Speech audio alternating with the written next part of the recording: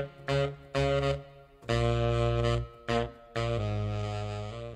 Wargamers! Games Workshop released a preview of the assault and morale phases of the game. Now, that means the charge, the fight, and the morale phases. And yeah, so let's talk about those. Let's take a look at what those previews are and what they might mean for how the game is played and what it might mean for your army. Before we do that though, I want to say thanks for watching. If you like this video, if you like any of my other videos, go ahead, hit that like button, hit the subscribe button, and the notification bell. That way you don't miss any of my upcoming 8th edition content or any of my other videos. So, alright, first thing that they talked about was the charge phase, and again there's basically a handful of things that we learned. One is that it's mostly going to be the same. You pick a unit, it charges 2d6 inches, so anything within 12 inches it can hit, and then Overwatch is done on a 6. Now they say it's a flat 6, so presumably that means that it can be modified. They say it's pretty much the same as it was before, so I'm assuming you can still modify Overwatch through things like marker lights or whatever. But so far, pretty similar.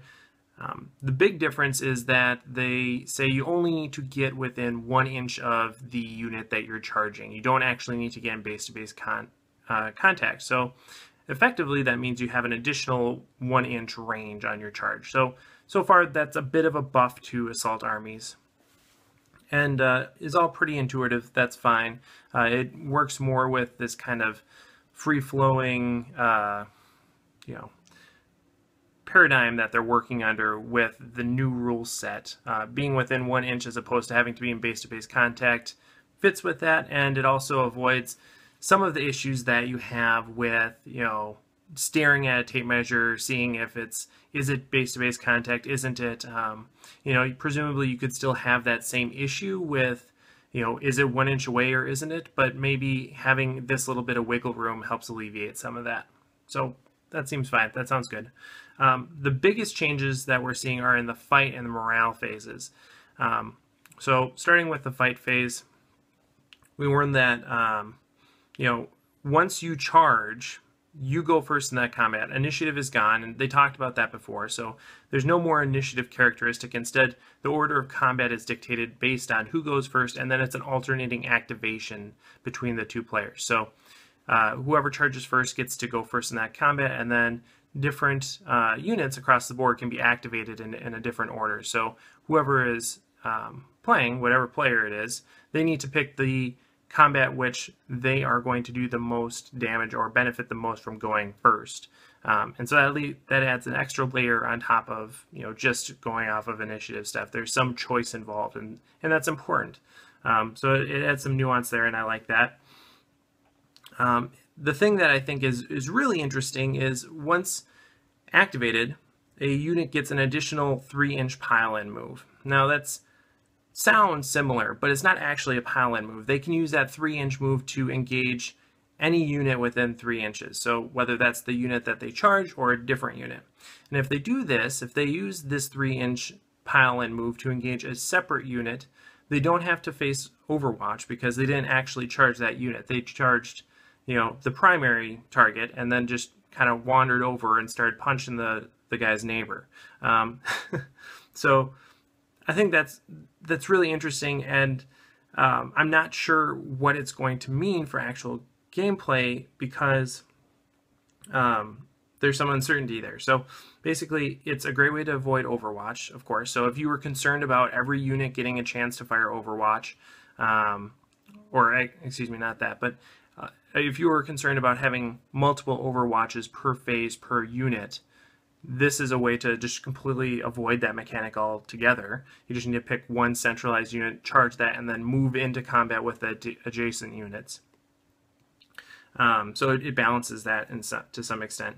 But it really makes gunline deployment challenging, which is probably a good thing for gameplay and just a feel-good experience. It doesn't feel good when you go against an opponent that just puts down his models and that's all they do, and they just pick targets and shoot, and that's it. It feels better if there has to be a little bit of back and forth, some challenge, some maneuverability on their end. So I like that. That's fine.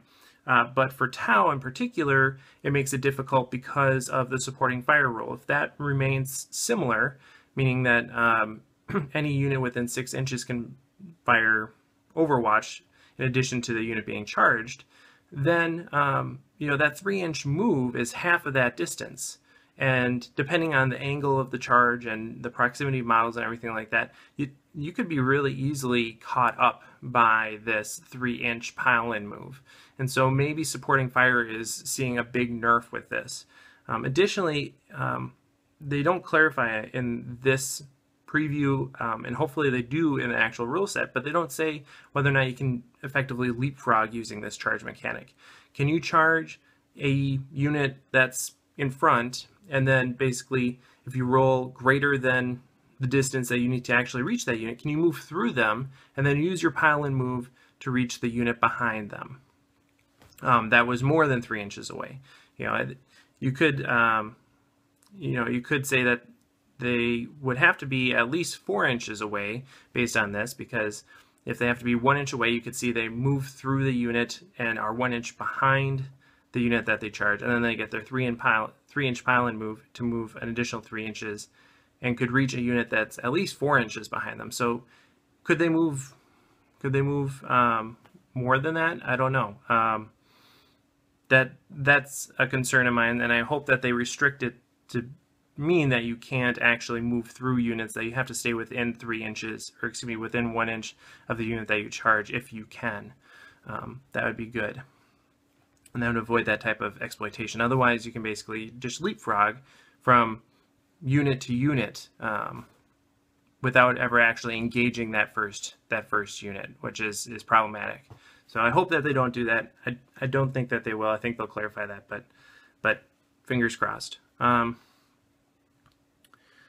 So things that used to alter initiative now seem to just alter the order of operations for who gets to go first. So things like lash whips, they say, get to disrupt the order of activation for a particular combat. So instead of maybe going first, maybe you have to go second or something like that. And that makes sense. That's cool. That's a analogous way to employ those types of war gear under this new rule set. They say that most close combat units are going to hit on a 3 up. Things that are particularly skilled are going to hit on a 2, and things that are really wimpy, like fire warriors, are probably going to hit on a 4, would be my guess. But it's a flat characteristic now. They don't have, the tables, which is fine. I mean, for the most part, in 7th edition, you're having a static to hit roll anyway based on your unit, so that's fine. And then, of course, close combat weapons have similar properties to ranged weapons as far as having armor save modifiers or doing multiple wounds or things like that. So that's not a big surprise. Basically, they're employing the same strategies as far as their approach to armor values and multiple wounds for close combat weapons as well. Even though we didn't see a preview of those previously, I pretty much assumed that would be the case. All right, so that's the fight phase. That's basically all of Assault, the charge, and the fight phase. So far, some pretty big changes as far as how that actually works, and I think it works out better for Assault units overall. The second thing, of course, is morale, and the big change here is that they've moved morale to just one single phase. Instead of having to do morale at the end of every phase, or anytime you lost a unit, or anytime you took a certain test, it's all now just done at the end of the turn. And it works pretty much exactly like Battle Shock does in Age of Sigmar. You roll a d6, you add the number of models that you lost in that unit that turn, and if that sum is greater than your leadership, you take the difference in casualties, meaning that you remove that number of models. So that has a big advantage for multi-wound models, because it's based on the number of models that you lose, not the number of wounds that you take. So if you have multiple wounds, then you don't have to take the morale test if you just take a portion of those wounds. But it also means that any effects from morale are staggered for multi-wound units. They can last longer, all things equal. So instead of having a single wound unit, like a unit of like infantry or something, every time that they lose a model, they're going to become that much weaker, both in terms of actual firepower, but also in terms of morale and losing models that way. Whereas for multi-wound units, they can defer those costs for the most part. Now, when they do take a loss from morale, it's going to have a bigger impact potentially, because you're using multiple wounds instead of just one wound in terms of models. You're moving one model that has multiple wounds, which is a bigger deal than removing one model that has only one wound.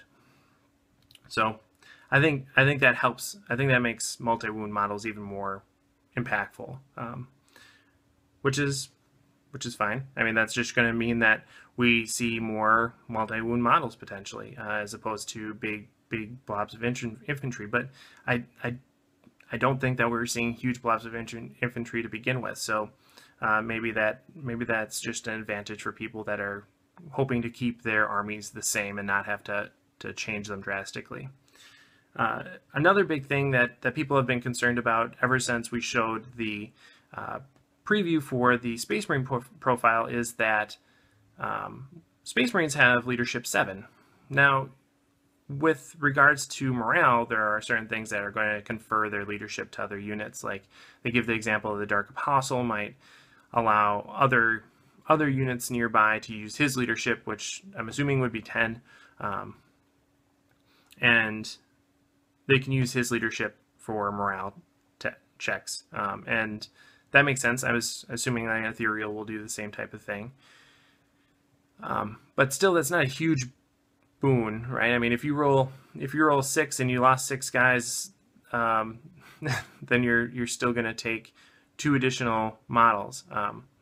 But how does "and they shall know no fear" or "fearless" or anything like that, how does that work under this new rule set? Well, they didn't say, of course, but I would think that there would be some sort of modifier.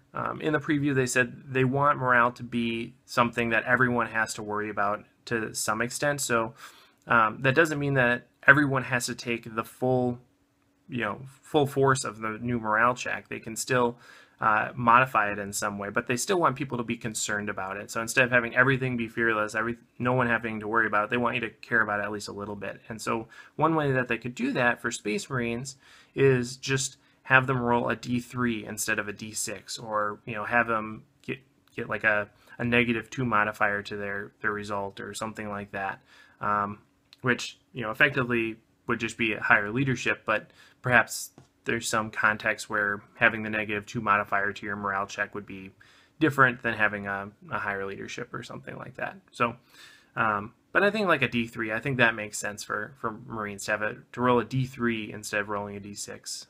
I think that'd be cool. So overall, this morale change seems pretty drastic. I think things are going to be dying a lot faster, and that's kind of been the theme of this revision, right? Is make things die faster, make the game go quicker, make everybody be able to hurt everybody else, and that this is consistent with that.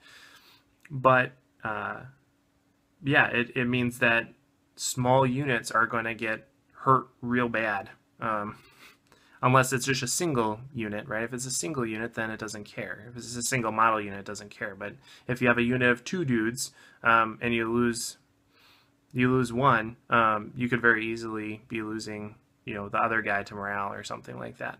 So big units might be an advantage here too.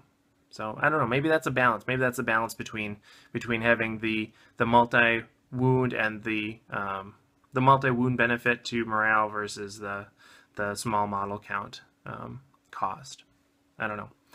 We'll have to see. But that's my general impression. I think this is a huge benefit for assault armies, and just a general pain in the butt for everyone as far as morale, but in a good way.